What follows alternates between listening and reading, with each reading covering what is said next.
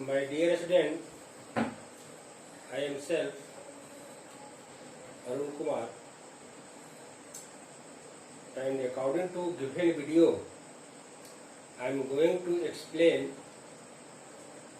an important physical quantity related class 10 physics, that's name is charge या electric charge.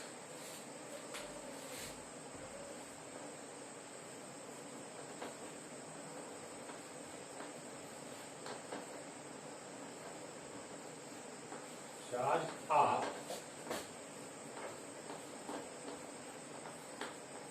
electric charge.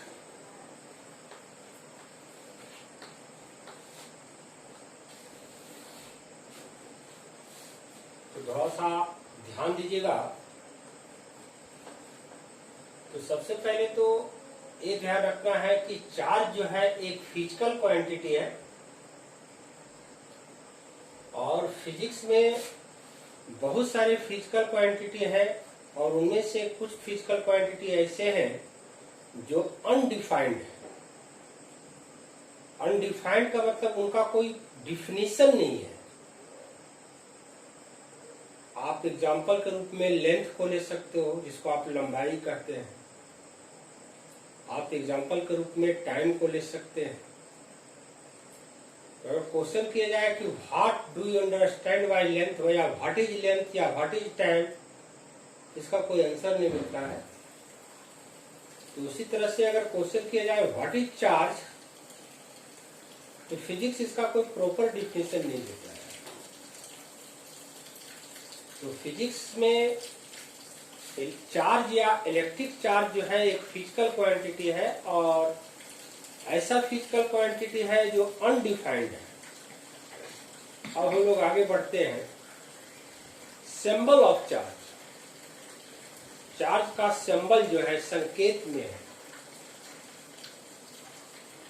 तो charge का जो symbol होता है वह कैपिटल क्यू भी होता है और स्मॉल क्यू भी होता है।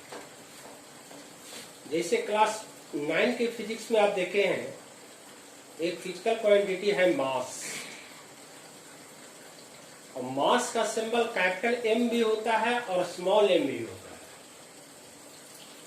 तो है कि मास का सिंबल कैपिटल एम कब यूज होता है? जब लार्ज अमाउंट ऑफ मास हो, जब मास का वैल्यू काफी अधिक हो। As for example mass of earth, mass of moon, mass of sun. लेकिन अगर मास का अमाउंट काफी कम हो, मास ऑफ ए पार्टिकल, तो वैसी स्थिति में मास का जो सिंबल होता है स्मॉल एम होता है। तो जस्ट उसी तरह से आप ध्यान देंगे इस चैप्टर में इलेक्ट्रिसिटी में या इलेक्ट्रोस्टैटिक्स में, अगर आपको लार्ज अमाउंट ऑफ चार्ज का सिंबल देना है तो वैसी स्थिति में आप कैपिटल क्यू यूज करोगे, और स्मॉल अमाउंट ऑफ चार्ज का अगर वैल्यू देना है तो उस स्थिति में आप स्मॉल क्यू का यूज करेंगे। तो अब आगे बढ़ेंगे। Symbol of charge capital Q, small Q दोनों। कैपिटल क्यू सिंबल कब यूज करोगे? जब चार्ज का अमाउंट काफी अधिक हो, लार्ज अमाउंट ऑफ चार्ज। और स्मॉल क्यू का यूज कब करोगे? जब चार्ज का अमाउंट काफी कम हो। अब दूसरी चीज एक हम लोग आएंगे, यूनिट ऑफ चार्ज। तो जो भी फिजिकल क्वांटिटी है उनका यूनिट होता है। बहुत सारे यूनिट का यूज हम लोग करते हैं। जैसे for measurement of mass, unit के रूप में हम लोग ग्राम का यूज करते हैं। यूनिट के रूप में हम लोग किलोग्राम का यूज करते हैं। यूनिट के रूप में पाउंड का यूज करते हैं। As for example physical quantity आप लेंथ को लीजिए। लेंथ को मेजरमेंट करने के लिए एज ए यूनिट हम लोग सेंटीमीटर का यूज करते हैं, हम लोग मीटर का यूज करते हैं, मिलीमीटर का यूज करते हैं। तो उसी तरह से फिजिकल क्वांटिटी चार्ज के बहुत सारे यूनिट हैं और उनमें से एक यूनिट जो है जिसको आप एसआई यूनिट कहते हो,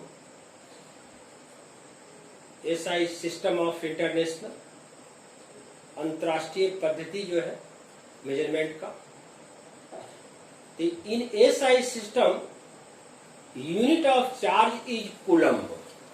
ध्यान रखिएगा, एक जो वर्ड है कूलम, तो कूलम जो है ये नेम ऑफ साइंटिस्ट है, और चार्ज का जो एसआई यूनिट होता है वह कूलम होता है। आप चार्ज का मेजरमेंट मिली कूलम में भी करते हैं, मिली कूलम, जिसे इस तरह का सिंबल देते हो, small a m small c, milli coulomb. तो 1 मिली कूलम, मिली का मतलब होता है 10⁻⁻3। तो अगर 1 मिली कूलम चार्ज आप रिप्रेजेंट कर रहे हैं तो इट मीन्स 10⁻³ कूलम। अगर चार्ज का मेजरमेंट आप माइक्रो में करते हो, जैसे माइक्रो कूलम, तो 1 micro coulomb charge means 10⁻⁻6 coulomb charge. तो बहुत सारे यूनिट का यूज कर सकते हैं आप, या होता भी है, लेकिन चार्ज का जो मेन यूनिट है, स्टैंडर्ड यूनिट जो है, जिसको आप एसआई यूनिट कहते हो, वह कूलम है। अब थोड़ा सा अगला स्टेप में चलिए आप, काउज ऑफ चार्ज। आखिर चार्ज का कारण क्या है? कोई भी पार्टिकल या कोई भी सरफेस या कोई भी बॉडी इलेक्ट्रिकली चार्ज कब होता है? इसके पीछे एक ही कारण है, ट्रांसफर ऑफ इलेक्ट्रॉन। अगर कोई बॉडी इलेक्ट्रॉन को लॉस करता है किसी प्रोसेस से, चाहे वह प्रोसेस फिजिकल हो या वह प्रोसेस केमिकल हो, तो अगर उसके सतह से इलेक्ट्रॉन का लॉस होता है तो वह पॉजिटिव चार्ज से चार्ज हो जाएगा। ये ध्यान रखना है। सपोज दैट एक बॉडी है, इसने अगर किसी प्रोसेस से, किसी फिजिकल या केमिकल प्रोसेस से इलेक्ट्रॉन को लॉस किया है, तो इस पर गेन चार्ज का जो नेचर होगा वह पॉजिटिव होगा। लेकिन why any types of process, अगर किसी भी प्रोसेस से, चाहे वह प्रोसेस फिजिकल हो या केमिकल हो, अगर इलेक्ट्रॉन का गेनिंग होता है, अगर इलेक्ट्रॉन यह गेन करता है, इस पर जो चार्ज गेन होगा, उस गेन चार्ज का जो नेचर होगा वह नेगेटिव होगा। तो नेचर ऑफ चार्ज, किसी भी बॉडी पर चार्ज का दो ही नेचर देखने को मिलता है। एक नेचर को हम लोग पॉजिटिव नाम दिए हैं और दूसरा नेचर को नेगेटिव नाम दिया है। तो पॉजिटिव चार्ज से कोई बॉडी चार्ज कब होगा? जब वह इलेक्ट्रॉन को लॉस करेगा। और नेगेटिव चार्ज से कोई बॉडी चार्ज कब होगा? जब वह इलेक्ट्रॉन को गेन करेगा। अब थोड़ा सा एक वर्ड आता है, एक क्वांटम एक वर्ड है, मेरी बात को ध्यान रखेंगे।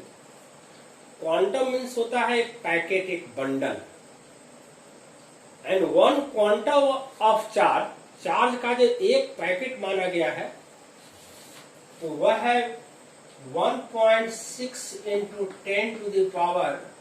10⁻⁻19 कूलम चार्ज। ये जो है ना मिनिमम वैल्यू ऑफ चार्ज है, इस बात को ध्यान रखना है। इस पूरे नेचर में चार्ज का जो मिनिमम अमाउंट है, इससे कम चार्ज पॉसिबल नहीं है।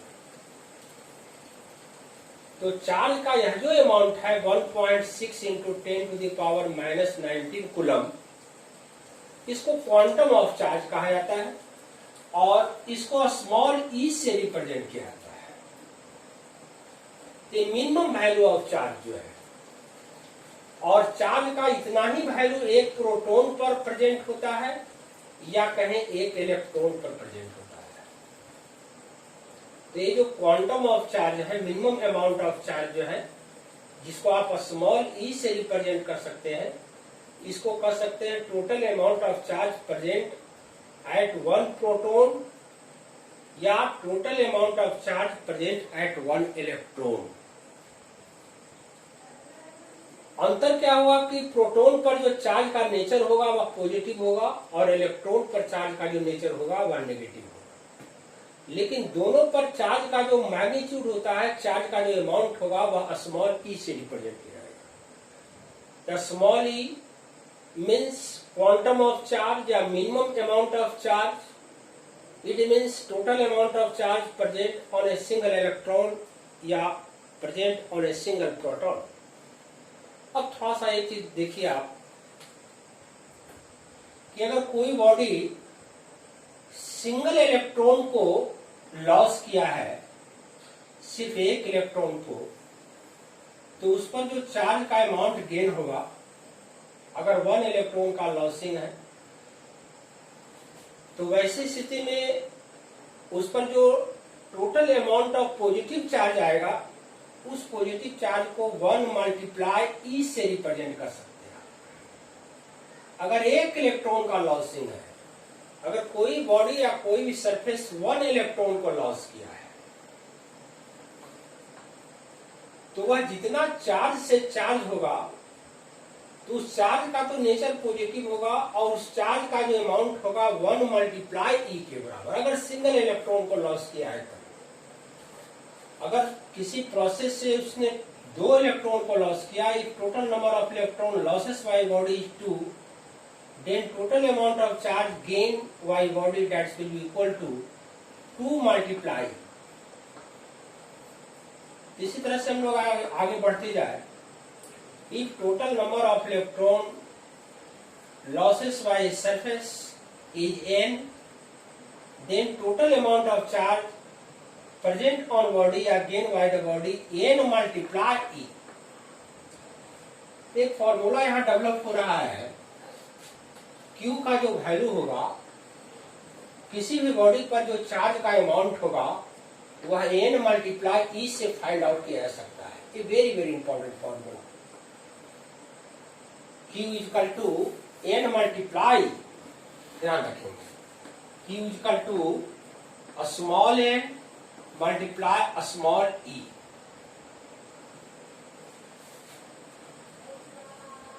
इसमें कैपिटल Q जो है किसी बॉडी पर टोटल अमाउंट ऑफ चार्ज को रिप्रेजेंट कर रहा है, और N जो है इसने कितना इलेक्ट्रॉन को लॉस किया या गेन किया। अगर लॉस करेगा तो चार्ज का नेचर पॉजिटिव होगा, और गेन करेगा तो चार्ज का नेचर नेगेटिव होगा। तो कहने मतलब है कि total amount of charge present on a body can be represented by a formula n multiply a. यहाँ n जो होगा, इस बात को ध्यान रखना है, n का जो वैल्यू होगा वह एक नेचुरल नंबर में होगा। n का वैल्यू 1 होगा या 2 होगा या 3 होगा या 4 होगा, डॉट डॉट डॉट। यहाँ n एक काउंटिंग नंबर के रूप में होगा। n का जो वैल्यू है 1.5 नहीं हो सकता है। n का वैल्यू जो है 1.25 पॉसिबल नहीं है। इस इक्वेशन में आपको एक ध्यान रखना है कि n जो होगा ऑलवेज एक नेचुरल नंबर में होगा। इसका अर्थ हुआ कि Q जो होगा, total amount of charge present on a body is quantized, एक क्वांटम के रूप में भी। जैसे एक एग्जांपल दे लें कि किसी क्लास में नंबर ऑफ स्टूडेंट, तो नंबर ऑफ स्टूडेंट जो होगा वह या तो ऑलवेज जो होगा वह नेचुरल नंबर में होगा, 1 2 3 4 5। टोटल नंबर ऑफ स्टूडेंट आप 22.5 नहीं दे सकते या 50.5 पॉसिबल नहीं है। अब टोटल नंबर ऑफ स्टूडेंट जो है या तो 50 होगा या 51 होगा या 52 होगा। तो ये जो सिस्टम है, आप कह सकते हो कि round number of any classes is quantized, उसका जो वैल्यू होगा ऑलवेज एक क्वांटम के रूप में होगा।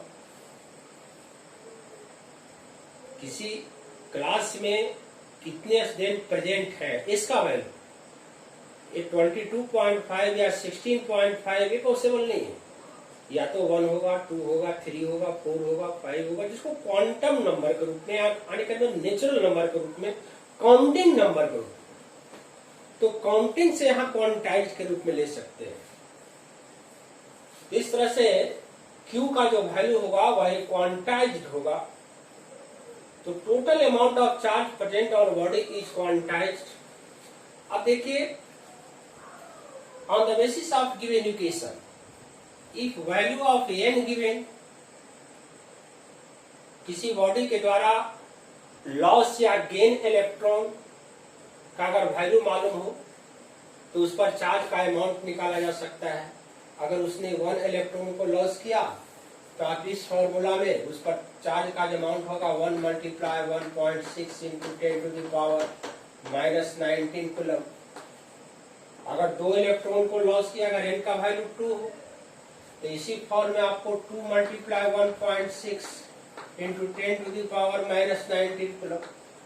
अगर n का वैल्यू जब अगर दिया हुआ है, value of n is given, then total amount of q या total value of q can be determined by the given formula. इसी तरह से अगर q का वैल्यू दिया हुआ है तो n का ही वैल्यू निकाला जा सकता है और इस इक्वेशन से आप लिख सकते हो n is equal to q divided by. अगर किसी बॉडी पर चार्ज का अमाउंट दिया हुआ है कितना है, सपोज दैट किसी बॉडी पर चार्ज का अमाउंट है 4 multiply 1.6 into 10 to the power -19 coulomb. तो अगर किसी बॉडी पर चार्ज का अमाउंट इतना है तो उसने कितना इलेक्ट्रॉन को लॉस किया या गेन किया, उस नंबर को आप Q डिवाइडेड बाई E से निकाल सकते हैं, जो है value of E is equal to 1.6 into 10 to the power -19 coulomb. ये कट जाएगा और यहाँ नंबर आपको 4 आ जाएगा। ये very very important formula related electrostatics, Q is equal to N multiply E। That's all.